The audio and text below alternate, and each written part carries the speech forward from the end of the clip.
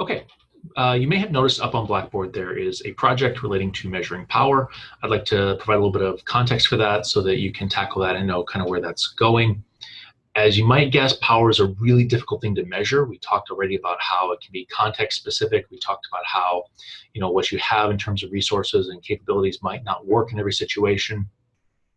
Typically, social scientists try to sort of reduce some of that complexity by looking for objective measures, things that we can count, but that can still lead to some ambiguity about how powerful a country is or what resources they have to bring to bear at different problems. And not surprisingly, different measures of power can end up ranking countries differently in terms of where they fall relative to each other, which is kind of a problem because power is an important part of the international system, and states are constantly assessing each other in terms of relative rankings and showing deference in situations where maybe you don't want to engage in a conflict with somebody who's more powerful than you. If you think you're going to lose, that would probably be a bad idea.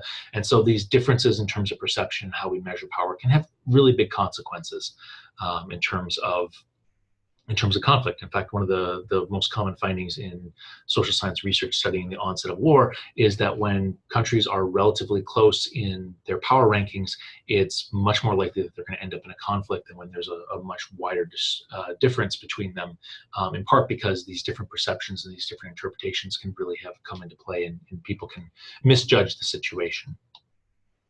Okay, so what are common ways that we measure power? Well, typically we look at population, we look at the economy, we look at infrastructure, and maybe a few other things to try to get at this.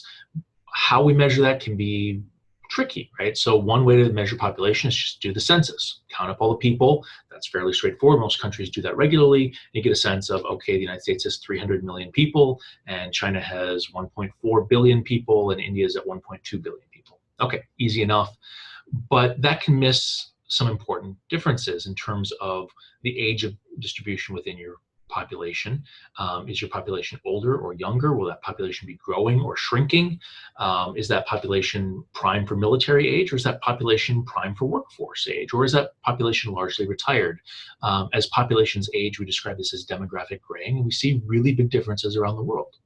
In the United States, the median age, so half the population is older, half is younger, is about 43, 44.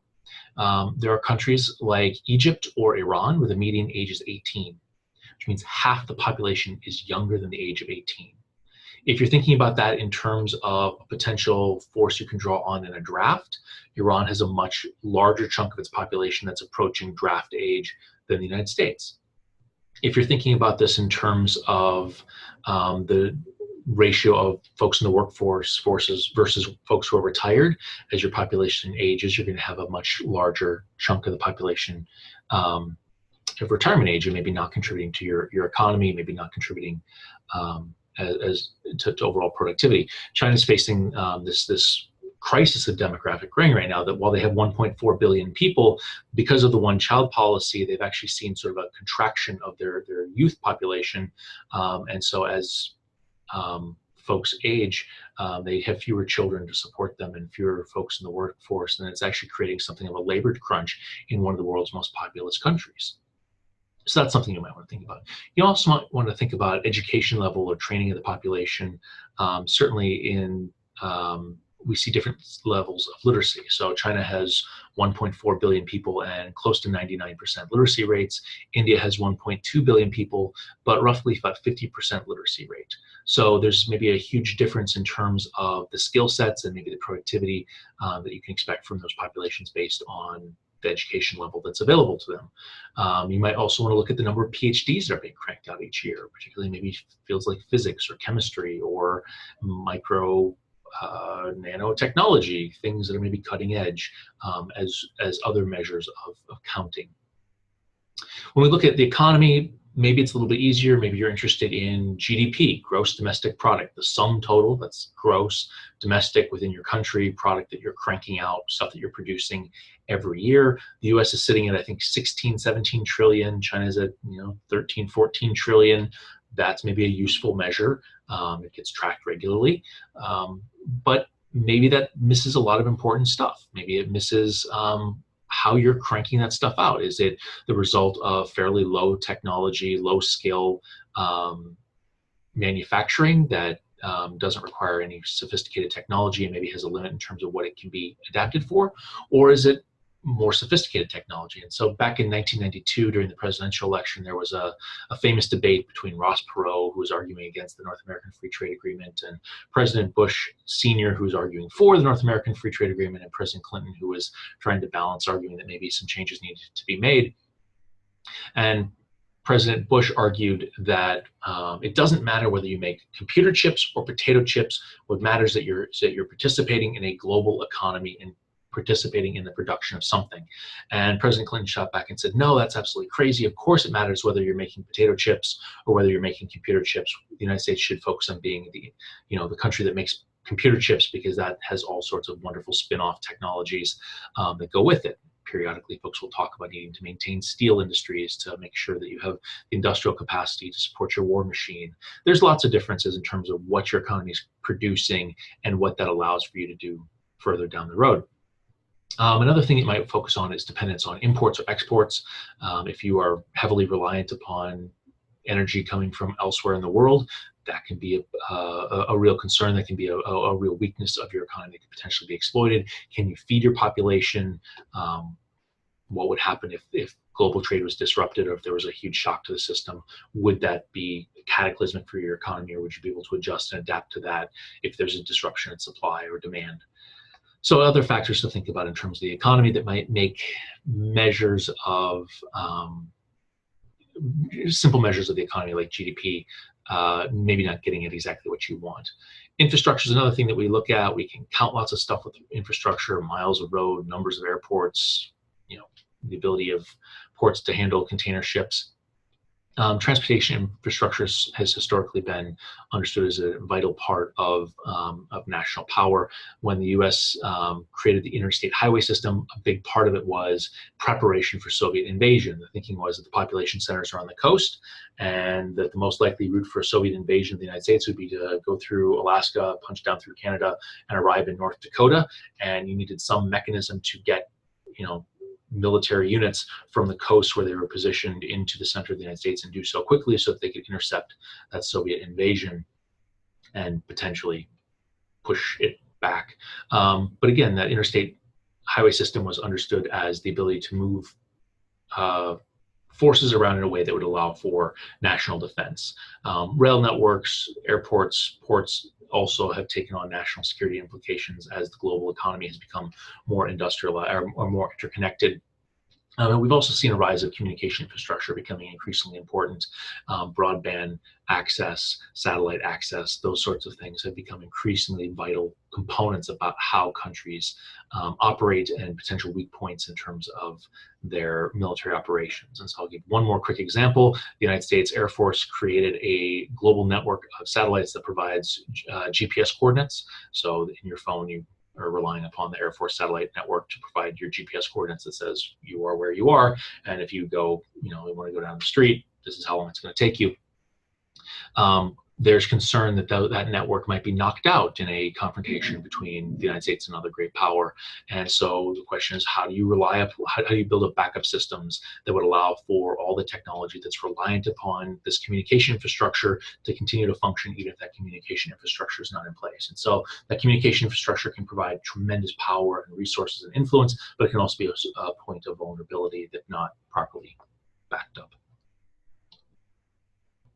Okay, and then we should also talk about military as something that you can measure and build into a calculation of power. On one hand, this works really well because there's lots of stuff that's objective, lots of stuff that you can count. You can look at the size of a budget, how much are you spending? You can look at troops in uniform. You can look at population of military age. You can count up tanks and guns and bombs and all that stuff, and it makes for great tables and charts and all that. But at the end of the day, a lot of what we're interested in terms of military operations is military effectiveness. And there's a lot of not so objective things that go into that. Training is a really important factor. One of the best indicators of how a unit will perform in combat is how well they perform in close order drills. Are they able to march in formation? Are they able to maneuver in formation? Are they disciplined? Are they well trained? as strange as that is, well-trained units will outperform poorly trained units every single time. And almost all other factors are irrelevant. Dedication and morale matter a lot. Are people willing to fight and fight hard for their country and for a cause? In the lead up to the 1990-91 Persian Gulf War, Saddam Hussein had in Iraq, I think, the world's 5th largest military. There were over 1 million soldiers in uniform in the Iraqi military, but the vast majority of them really desperately didn't want to be in the military, and they certainly didn't want to be occupying Kuwait, and they absolutely did not want to be facing the coalition of forces that had been mobilized to push Iraq out of Kuwait.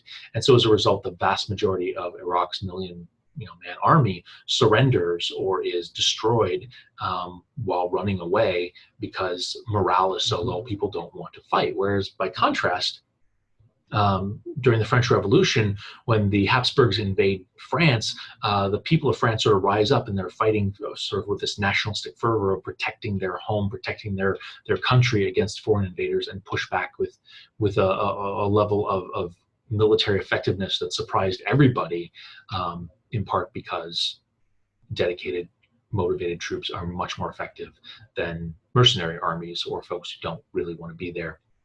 And then we also want to think about the quality and appropriateness of tanks and guns and bombs, right? You can count this stuff up. But again, if you have lots of tanks and you're fighting in a jungle setting, you're not going to be able to use that tank effectively. You might have the ability to drop bombs, but whether or not you can get clear shots, whether cloud cover, whether terrain creates natural protective areas, is really going to be context specific. So it's not really possible to know just based on the number whether or not you're actually going to be able to use those tools of war as effectively as you might otherwise in a different context. So counting doesn't always work, is I guess the short way to say that. Okay, and then one more point. This sort of parallels morale, but it's a little bit different. I would say if you're thinking about a country's power, the counting is less useful unless you take into account a country's will to power. Whether or not a country has a desire to use the resources and capabilities it has to advance its goals, to push, to influence the international system. And we see really different outcomes in terms of the influence countries have around the world that really separate from their raw capabilities. And so we could compare Japan and Germany and Britain and France, right? In objective measures, Japan and Germany are more powerful countries than Great Britain or France, both in terms of population, in terms of economy, even in terms of soldiers in uniform. Japan and Germany are very powerful states, but it's oftentimes Britain or France that are operating internationally, that have a strong international agenda. And there's reasons for this, right? I mean, historically, because of World War II, Japan has sort of had sort of official neutrality that may be changing considerably right now, but historically they've sort of held off, not playing a strong military role in international affairs, not getting involved in international operations, instead relying on what they call dollar diplomacy. We'll pay for stuff, but we're not going to participate militarily. Germany at the end of World War II had a sort of a mantra of never again and never alone, right? That Germany will never again engage in military operations against other countries. That's something Germany has sort of put behind itself. And when Germany does act in the world, it's not Germany advancing Germany's interests, it's Germany acting as part of a coalition. So Germany can play a role as part of NATO, Germany can play a role as part of the European Union, but Germany is not supposed to play a role historically after World War II as Germany advancing its interests, which is very different than Britain or France, both of which are quite comfortable advancing their interests. And so I think that's something that needs to be calculated in when we're thinking about power, whether states are willing to actually use the resources that they have. And then I'd also point to soft power, right? We've talked about how this is a really important way of thinking about your ability to influence the outcomes in the international system. I don't know how to count it. I don't know how to measure it. Certainly having a veto at the UN Security Council, that's an important part of power. It maybe gives you greater say over the agenda or control over what gets passed and doesn't get passed. But beyond that, I don't know how to really count or measure whether or not a country has an attractive political system or ideology or agenda that might make others more willing to cooperate with them. I don't know how to measure the ability to control the agenda beyond a veto in the Security Council. But I know it's important. I just can't put a number on it.